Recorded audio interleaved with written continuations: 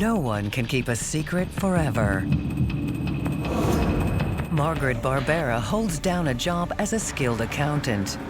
But her most private desires are anything but expected. This was a particularly potent secret because it involved something taboo.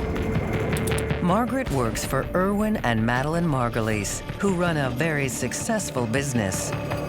Well, for them, it was probably the time of their lives, and they acted like it. They weren't hiding the money under their pillowcases. But together, they're hiding more secrets than you can count. They would be hugely embarrassed, probably have to move, relocate, and start life all over again. The best way to have a secret is never to tell anybody anything. Once you release a secret, it can take you anywhere. Eventually, every dirty little secret will be revealed.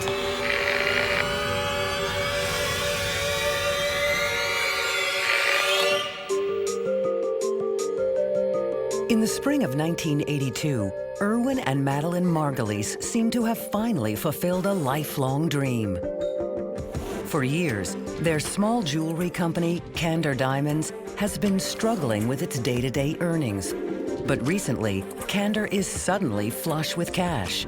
The hard-working couple has finally made it big. Erwin Margulies was a low-level jeweler in the Diamond District of New York. But after a very short period of time, sales were growing by leaps and bounds. Suddenly, this company, which had been doing between $500,000 and maybe $1 million a year in business, was doing $5 million a year. Erwin and Madeline Margulies have been married for over 8 years. And nearly all that time together has been spent trying to make Candor Diamonds into a success. Now, they are enjoying the fruits of their labor. He had bought a new house in Westchester, and they had several very high-end cars. She had beautiful jewelry, and they took very, very lavish vacations. They weren't shy about it. They weren't hiding the money under their pillowcases and pretending that this wasn't going on. They were flaunting their wealth. Although the couple is reaping the rewards of their success, the credit for Candor Diamonds' sudden turnaround doesn't rest exclusively with them. The company's financial upswing seems to accelerate with the arrival of a skilled new bookkeeper, Margaret Barbera. After her arrival, they're a company that starts to gross much more money and makes them a greater player in the Diamond District. Margaret Barbera is a 37-year-old accountant from Queens. And from the outside, she doesn't seem like a woman with the golden touch.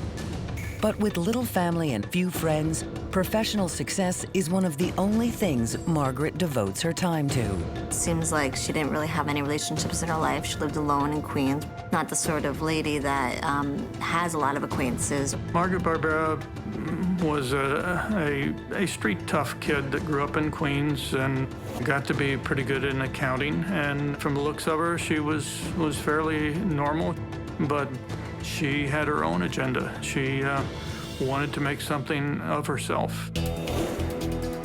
And Margaret has made herself into a highly sought-after bookkeeper with a reputation for having a deft touch at making money. And Candor Diamonds is not the first business Margaret has turned around. Her previous work at other small companies rapidly transformed bottom lines from red to black. Her history was actually an honor student and a very hard-working individual at work. When Erwin Margulies finds out that Margaret's looking for a new job, he doesn't waste any time making her an offer. Margaret Barbera was just what Erwin was looking for, and he hired her as his accountant. After a very short period of time, Erwin saw that sales were growing by leaps and bounds. They calculated at one point that he was on a track to increase his sales by 40% in 1 year. Erwin and Madeline Margulies make sure that Margaret is very well compensated for all her hard work, even doubling her salary over the course of a few years. They're also exceptionally generous with gifts like first-class vacations. Her lifestyle was a little more lavish than you would have expected, and she had some really fabulous trips abroad, and she had a very nice car, and her lifestyle belied a little bit the type of salary that she was making. With business increasing, the couple also gives their talented bookkeeper another perk and hires her friend, Jenny Sue Chin, to work with Margaret. Jenny Sue Chin has a little bit of an accounting background and goes to work as a friend of Margaret's. Jenny helps Margaret keep the books balanced and the profits flowing in. But Jenny and Margaret aren't just co-workers and friends. They also share a secret that could become very dangerous to both of them. They are actually lovers. Margaret Barbera was a loner, and she was missing the closeness of somebody in her life, and the two of them could compare stories, and they found a lot in common, and as a result, they became lovers. She's a loner, she's a middle-aged woman, she lives out in Queens, she has very few friends, and somehow Jenny Chin befriends her. And of course, I think she probably becomes very obsessed with her because there's nobody else, in her life. She doesn't have any children, she never has any visitors, so Jenny is very important to her. And working at Candor allows the lovers to spend time together and even travel as a couple. She and Barbera had a romantic relationship. They'd go into Europe together. They both worked in the same place. The two women traveled together. They were best of friends, good friends. Who could ask for anything better?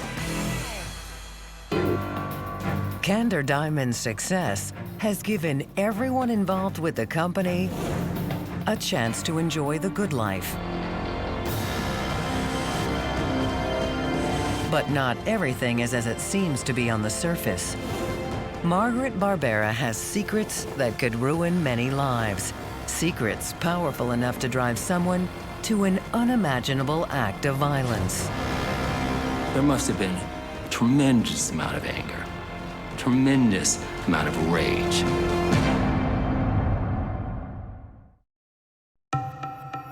Margaret Barbera has come a long way from her modest upbringing in Queens, New York. She's a highly skilled bookkeeper at a successful New York diamond business. And her love life is filled with romantic, exotic trips with her girlfriend Jenny Sue Chin, who works with her. But they're both keeping a dangerous secret. Jenny Sue Chin isn't just Margaret Barbera's lover. She's also married. Jenny and her husband, Edward Chin, are well known in the Chinese community around New York City. And Edward is a true immigrant success story. He's made a fortune in banking and is well respected in the business world. But image is everything, and his wife's secret lesbian affair could ruin Edward Chin. An affair is a secret, but this was a particularly potent secret because it involved something taboo, which is that they were having a lesbian affair. And if this was not something that was known to their community, to their family, it would have been a particularly important secret. But Jenny and Margaret's forbidden adulterous affair isn't the only part of their lives that crosses dangerous boundaries. On the surface, Candor Diamonds, with Margaret Barbera's help, looks like a very healthy business. But its success story starts to seem too good to be true. Kind of a low-level, jewelry company. And subsequent to her arrival, they seem to take on a really different role in the diamond district business. The sudden upswing of Candor's fortunes has been so dramatic that it's raised the suspicion of federal regulators. The FBI is launching an investigation into the company. And the deeper they look, the more they believe that Margaret Barbera is behind whatever is going on at Candor Diamonds. Because she's the accountant, she is clearly one of the suspects and could have been doing this on her own without other people knowing. What financial investigators find when they start to examine Candor Diamond's spreadsheets looks like it could be a classic Ponzi scheme. The FBI discovers that Candor Diamonds isn't actually making any profits. It is simply taking out bank loans written against fake orders for diamonds. Candor then uses each of these loans as collateral to get the next loan from another bank. So you borrow money against the invoices, and you're telling the person you're borrowing from that you have all these really legit customers who are going to give you back this money. You pay old bills with new money, and to pull more off, he had to further expand the scheme. It's a pyramid. It keeps going, keeps going, keeps going, and you can always pay back by the next loan. And the person creating this elaborate paper trail is the bookkeeper with the magic touch, Margaret Barbera. She's the one applying for the loans and presenting banks with records of fraudulent income. How did this happen? I mean, here was a woman who was an honor student. She did incredibly well at school. But when the FBI looks more closely into her past, they find out Margaret has used some very creative accounting strategies at several of her former jobs.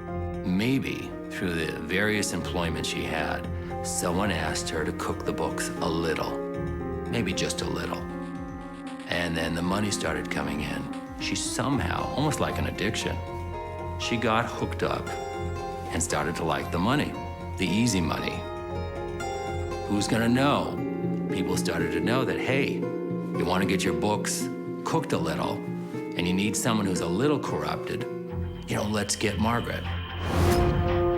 At Candor, it becomes apparent the Ponzi scheme is juggling millions of dollars of fake assets. Given the scope of the fraud, it seems unlikely Margaret Barbera is managing it alone.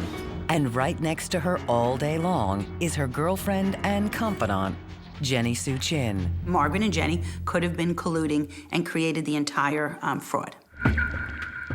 You have to have somebody you can trust if you're, creating this kind of scheme. Jenny could be trusted. The FBI reaches out to question Margaret Barbera, but she's not willing to talk. She knows she's covered her tracks and doesn't think there's any solid evidence that investigators can act on. There's a belief that they're the smartest animal on the planet, and nobody's going to be able to catch them. They're just too smart. But as the FBI increases the pressure on Margaret to tell all of Candor Diamond's financial secrets, a truly shocking event hits Margaret full force. Her girlfriend, Jenny Sue Chin, suddenly goes missing.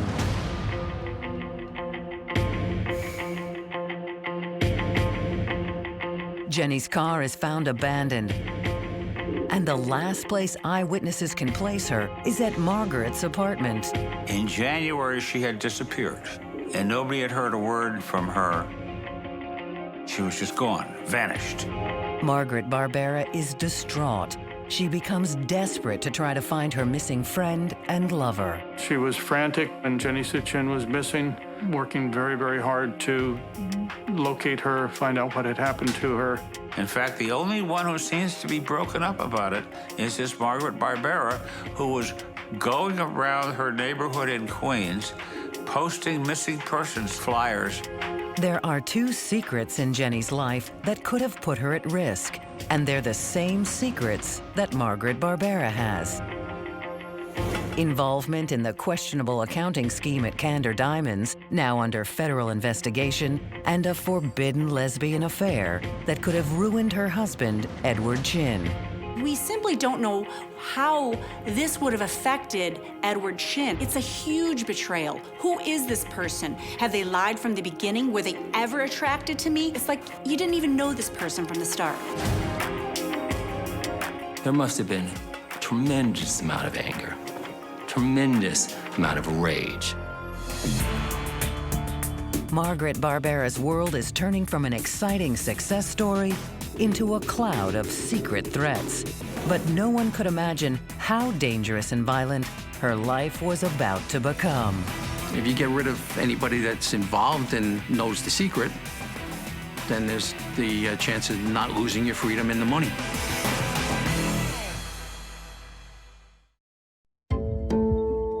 It's April 13th, 1982, and Jenny Soo Chin, bookkeeping assistant at Candor Diamonds, has been missing since January.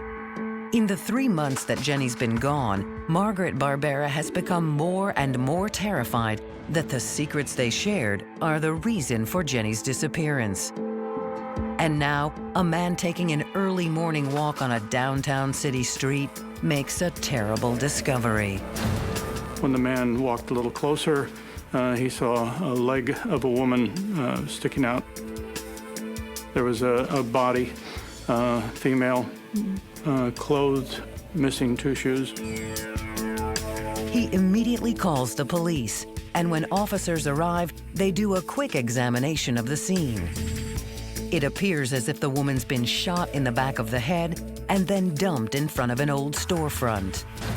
I would imagine they thought it was some sort of gang or mob or drug hit because of the violent nature of it.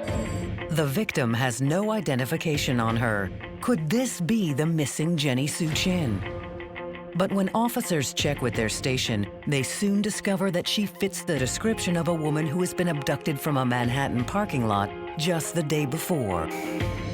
It was a shocking, brazen attack in the middle of a busy public area. And when 4 strangers tried to stop the abduction, 3 were shot and killed.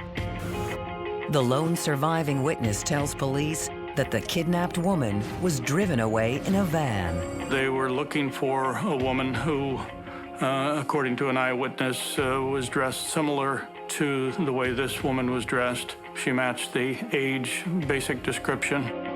And one chilling detail helps police match up the 2 crimes. The woman being abducted lost both of her shoes when she was pulled into the van. And the victim lying dead at the storefront is missing both shoes. He put the shoes on the body and they fit like Cinderella. And he said, "We got it." The woman is 37-year-old Margaret Barbera, Candor Diamonds' accountant. Police investigating the murder are at first completely stunned that a woman like Margaret has been attacked with this kind of extreme violence. This type of victim is very unusual. This isn't a person who's living an inherently risky lifestyle. To have a bullet in her head, well-dressed, downtown Manhattan, is unusual. Why would that happen? Detectives search Margaret's apartment in the hopes of collecting any possible evidence. And there they find pictures of her with the still missing Jenny Soo Chin. Neighbors confirm the 2 women's relationship, and detectives soon discover that Jenny had been married while she was Margaret Barbera's lover. This immediately creates a possible motive on the part of Edward Chin because he is a spurned lover. Perhaps he recently found out that his wife is not only having an affair, but having an affair with a woman. That Jenny's been missing for months is even more troubling, and investigators decide to bring in Edward Chin for questioning. He did not seem particularly concerned that Margaret Barbera had been murdered. Did not seem overly concerned that his wife was missing. Very stoic and raised questions as to what he knew that he was not telling. Edward Chin's behavior certainly raises red flags for detectives. He claims he didn't know that Jenny and Margaret were having an affair. And although he hasn't seen Jenny in months, he doesn't seem to care about her whereabouts. To police, it's a very strange reaction, but one that might be explained by cultural differences. Historically, there's a great level of mistrust in the immigrant communities between law enforcement and these immigrant communities. They don't want them to know what they're feeling or what's happening. But detectives feel certain that if Edward had known about his wife's lesbian affair, he would have done everything he could to keep it a secret. He had a tremendous amount to lose in his community if the truth came out. His family would probably ostracize him. People that he worked with in the Chinese community would be very suspect of him. They wouldn't trust him anymore. He would be hugely embarrassed. He would probably have to move, relocate, and start his life all over again. Although he has a strong motive, police find no evidence that Edward Chin is involved in any crime. Witnesses can't place him at the scene of Margaret's abduction, and there are no signs of any violence in Jenny Sue Chin's disappearance. There was no evidence that the investigation team found that could link Edward Chin to the murder. Since they have no other suspects, detectives go back to the crime scene of the parking lot, hoping to unravel how Margaret's kidnapping was accomplished. Soon they come across something very suggestive. Records indicate that access to the parking lot was restricted. Who had access to that parking lot? What was learned was that it was by monthly parking only. There was no hourly or daily parking, so you actually had to fill out an application in order to park there. They found out that Margaret Barbera had bought a monthly parking space for her BMW. And at about the same time, a van had bought a parking space. And this van was in and out approximating the same times that Barbera was in and out. And this van is the same type of vehicle that was last seen fleeing the garage with Margaret Barbera trapped inside. Detectives determine a man named Donald Nash rented the parking space. Nash is a building contractor with low-level connections to organized crime, and he's been a suspect in several robberies in the past. The parker's name was Donald Nash. He lived in Keansburg, New Jersey. He began to be a person of interest that we thought may have done it. Nash's movements in and out of the parking lot proved to be the clincher. It showed that he was stalking her and that he was planning when the hit would work, and if what he was doing was he was watching what she did every day. It was a huge stroke of luck. But Nash's connection to the garage is still circumstantial. Detectives need more concrete evidence to tie Donald Nash to the crime. And they soon come up with a clever but unorthodox plan. We did not have enough evidence to arrest him. We did not have enough evidence to search his van, but we weren't going to let him slip through our fingers. Because Nash had once listed his van as stolen and never told police that he'd gotten it back, officers now seize the vehicle as stolen property and conduct a thorough search. Inside his van, they find .22 caliber shell casings, the same type of bullet used to kill Margaret Barbera. Ballistic tests also reveal that Nash's gun was used in the murder.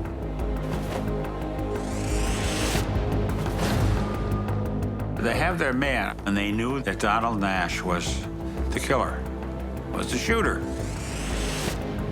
But why? Donald Nash and Margaret don't seem to have ever met, and they have no clear connection to one another. Police theorize that someone must have contracted Nash to kill Margaret.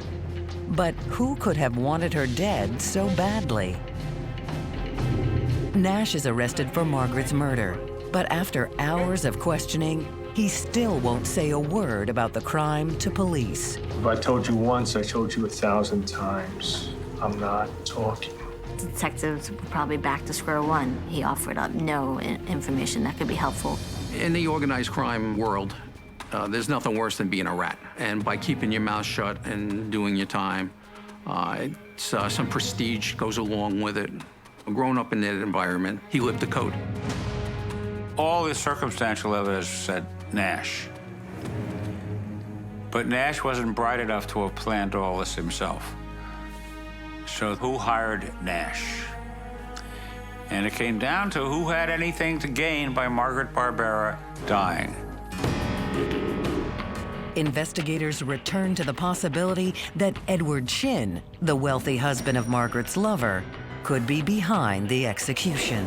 Edward Chin had the means. There are people that could be contracted to do most anything you needed done if you had the money. Certainly in murder investigations, the husband is always looked at if the wife has been murdered or the wife has disappeared. But when all was said and done, there was no indication that he had anything to do with Margaret's murder. Even though they have the trigger man, police still don't know who was behind Margaret Barbera's vicious execution. But the investigation is soon pushed in an entirely new direction. The FBI approaches homicide detectives and tells them that Margaret was being investigated for her role in an elaborate financial fraud. In fact, the feds suggest that the secrets she knew about the Ponzi scheme at Candor Diamonds were a very good reason why Margaret may have been killed. So the NYPD realized that there was a federal connection. The FBI realized that one of their key people in an embezzlement case was now dead. When you're alive, you have lots of secrets that you can keep from everybody, and nobody knows your secrets. When you die, especially when you die a violent death, you don't have any more secrets. Your life is exposed to the world. After looking deeper into Candor's books, FBI investigators have come to suspect that the Ponzi scheme had been going on for some time before Margaret Barbera arrived. Although Margaret certainly played a key role in expanding the fraud at Candor Diamonds, it seems very likely to investigators that the person originally behind this immense scam is Erwin Margulies, Candor's owner. He wanted fancy cars, he wanted nice houses, he wanted nice things, he wanted to be able to travel.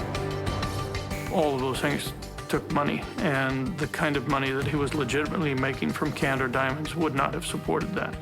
So he thought creative bookkeeping would be a way to go to bring this about.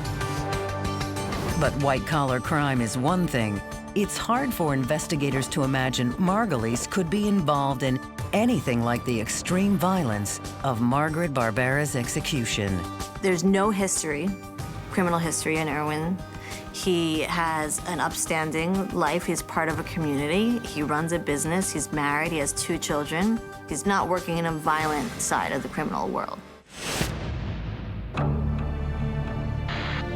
Margaret Barbera knew too many secrets about an elaborate financial scam. But who could have been willing to undertake murder for hire to keep her from talking? He was offered immunity to tell what he knew, and he told what he knew.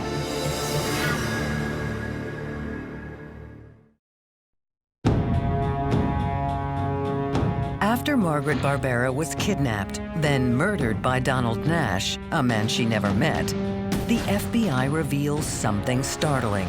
Margaret was under investigation in a multi-million-dollar Ponzi scheme being run out of Candor Diamonds. But given the amount of money at stake, the feds believe the company's owner, Erwin Margulies, was in on it.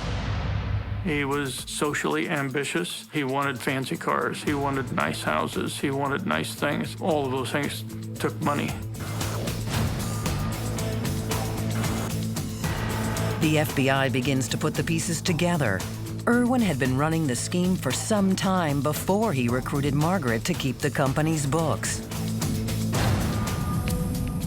That's when he went looking for an accountant who could run several sets of books, a legal set, a set for the government, a real set, and could phony things up. And that's when he discovered Margaret Barbera. So he hired her, and she quickly knew exactly what he wanted, and she was very good at it. Margaret's ability to make the books look correct offered Candor the facade of legitimacy it needed. Financial investigators believed that the bookkeeper and the diamond dealer reached an understanding that would bring them both a fortune in stolen profits. This was a huge secret that Margaret would have wanted to keep under wraps for her own freedom, her liberty, not to mention her reputation. But nothing stays secret forever. And eventually, the scale of the fraud going on at Candor Diamonds comes to the attention of authorities. When you get greedy, mistakes happen. And so The bank finally realized that something isn't kosher for Erwin and Madeline. 6 months before her death, when bank auditors first arrive, Margaret refuses to answer any of their questions. But Erwin Margulies knows precisely what to tell the auditors. He says, I don't know what you're talking about because I have this lady who does my books. I leave everything up to her, and she is doing these terrible things. Erwin planned on pinning the whole scheme on Barbara. He had taken steps to show that she had stolen or embezzled from the company, and being the controller of the company, she was the one responsible for the scheme, and he knew nothing of it. Once Margaret Barbera realizes she has been set up to be the fall guy, she understands that her only chance to escape jail is to cooperate with the FBI and provide them with evidence Erwin was running a Ponzi scheme. So she does just that. I can give you all the information about everything. I have paper trail. I can show you how I did it. I can show you where all of the money is. The FBI targeted Margaret Barbera to try to speak with her, and after numerous attempts, Margaret Barbera said, there's a fraud going on, and I will speak to you. She was also not stupid. She was keeping a set of books for herself in case anybody got suspicious, and she, I think, realized very early that he was going to use her as a fall guy, and she was determined not to be the fall guy. But before she can provide hard evidence to the FBI, Margaret's world comes crashing down. Her girlfriend Jenny turns up missing, and she fears she will be next. At the time she came to us, she did not believe that her life was in danger. It wasn't until Jenny Sue Chen disappeared that her fears were raised. You have to promise me that you're going to protect me because I'm scared. Margaret never has time to give the FBI what they need to prosecute Erwin Margulies for the Ponzi scheme. She ends up dead on a New York City sidewalk before she can talk.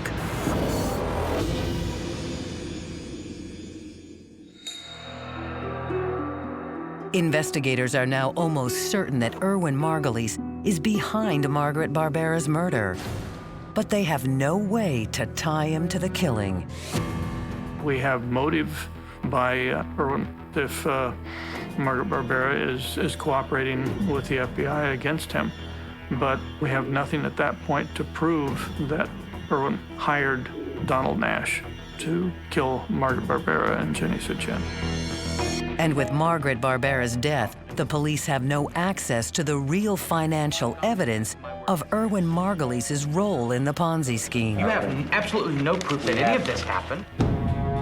The only thing that police know for certain is that Donald Nash is the man who abducted and shot Margaret Barbera. He's their only solid link to the person behind the crime. We did ask you to do this. He is ultimately just a hired hand. What they want is who is scheming and thinking of these ideas, because ultimately they can be the more dangerous in the long run. Police pore over everything they know about Nash again, and something finally shakes loose. He was out of control and probably paranoid, believing that everybody was out to get him.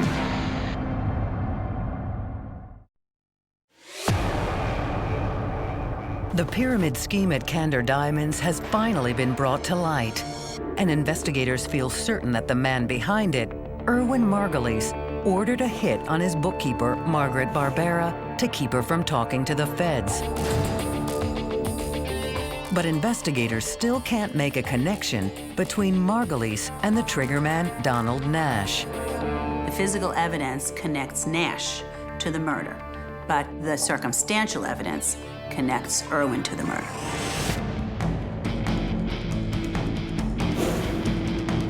Nash is quickly tried and convicted in the deaths of Margaret Barbera and the 3 innocent bystanders who tried to come to her aid. He gets additional jail time for conspiring to murder Margaret's girlfriend, Jenny Sue Chen, who has still never been found. But even with life in prison hanging over his head, Nash never divulges his secret. Who hired him to kill Margaret and Jenny? Well, Nash is a real professional. So they had to do a lot of good old-fashioned detective work to try and find some connections to go down and try and get some paperwork behind it. Police go back over the evidence in Nash's file, looking for the smallest possible detail that might have been overlooked. Combing over his phone records, detectives find calls to a lawyer named Henry Ostreicher. It seems Ostreicher has one primary client, Erwin Margulies. Could Henry Ostreicher finally be the connection investigators have been looking for? The connector seems to be Ostreicher. Two police detectives started following Ostreicher every day in a way that he knew he was being followed. The technique worked. They said, well, we think you're involved in these murders, and you have one chance. Either cooperate with us, or we're going to find a way to implicate you in the murders, and you're going to go to jail. He was offered immunity to tell what he knew, and he told what he knew. When it comes to the murder, all these bodies, everything was orchestrated by Mr. Margulies. Ostreicher explains to authorities that when financial regulators first came to Margaret Barbera, saying that Erwin Margulies was trying to lay the Ponzi scheme solely on her, Margaret decided to fight back. In her mind, she was seeking out to protect herself. Margaret makes copies of the incriminating transactions, hides them in a secure location, and she tells Margulies exactly what she's done. I want you to understand something very clearly. I have all of the information and all of the power to take you down. By keeping copies of the cookbooks, she could prove that there was really no money in the company, and she could hold that over his head to prevent him from blaming her. She said, you can't deal with me because I have all the records. You try to touch me, and the FBI will come down on you. But Margaret has made a terrible miscalculation. By threatening to expose Erwin Margulies, she has given him a motive to kill her. It was a very bad decision that she let on that she had evidence that could put him away for a long time. Anytime you threaten to expose, let the other conspirators know that you have evidence against them, it's very dangerous. He was out of control and probably paranoid, believing that everybody was out to get him. And when Erwin eventually finds out that not only does Margaret have a paper trail to expose his fraud, but is cooperating with the FBI, he's ready to do anything to keep his secrets from being exposed. He discovered that. I don't know how. Nobody knows how. But he got the word that she was testifying against him. When you're a psychopath, you're not thinking straight. You're thinking, I can get through this. I'm not going to go to jail. I earned this money that I stole. So Erwin calls his lawyer, Henry Ostreicher, into his office to discuss a solution that he thinks will solve all of his problems. So he says to Henry Ostreicher, his friend, do you know people who do things so that people can stop talking? We're gonna have to do something about her. Erwin's plan is to kill both Margaret and Jenny and say they have disappeared with a fortune in his diamonds if anyone asks. With both women gone, no one will be able to prove his role in the scam. Erwin Margulies decides if Margaret is out of the equation, he has the perfect fall guy. You do not get a more malicious, cold-hearted act than someone who will murder to create a defense that he may have to assert once his scheme is revealed. Erwin is willing to kill two women he worked closely with, so his secrets stay hidden and all of Kander's money stays in his pocket. There's a lot of rationalization that goes on in their mind that says, you know, I didn't really have any choices. This is the only thing I could do. It's definitely a psychopathic type of person. They believe that they can pull off this same type of scam with violence that they did with just money. When we look at Erwin's mind, and we look at how that mind is working, here I am successful, Here I have power. Here I have control. There was most likely a disconnect between what actually was gonna happen and what he wanted to keep going in his life. When an assassin or a hitman is hiring, it's not really a real thing. You're not really standing there and pulling the trigger. You're not doing the work yourself. He was probably very disconnected from the actual act and the idea of the act. He just wanted the problem to go away. Soon the plan comes together.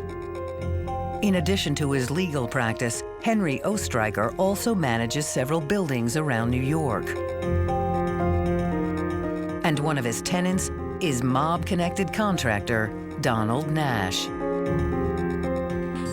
Ostreicher discovers that Donald needs money, and Donald may be willing to do things for money. So he sets up a meeting. Ostreicher introduces them, and he walks away and leaves them alone. After Margulies and Nash meet, Jenny Sue Chin goes missing, and Margaret Barbera is kidnapped and murdered. Anyone that can connect Erwin Margulies to the Ponzi scheme is silenced forever. When somebody starts with a scheme, they have to follow it through. It's kind of like psychopathic behavior. They start believing in the scheme themselves and live this scheme. Facing accessory to murder charges, Ostreicher repeats his story to a jury. In return, the lawyer who helped set up the hit walks free. Ostreicher's testimony helps get Erwin Margulies life in prison for the deaths of Margaret Barbera and Jenny Sue Chin.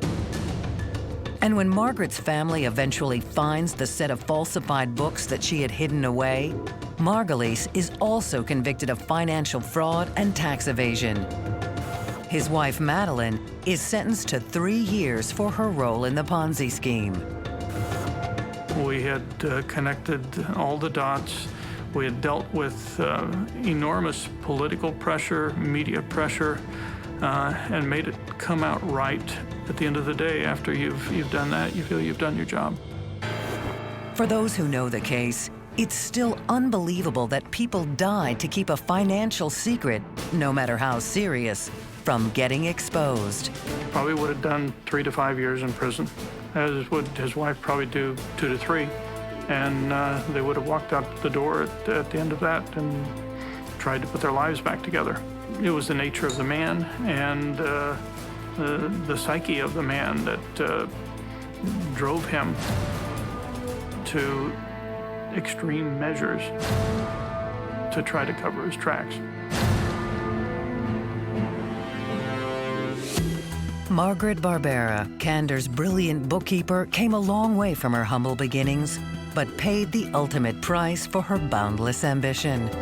The tragedy is Margaret Barbera does not fit the profile that one would think would be killed execution style. She's a bright girl. She's an intelligent woman.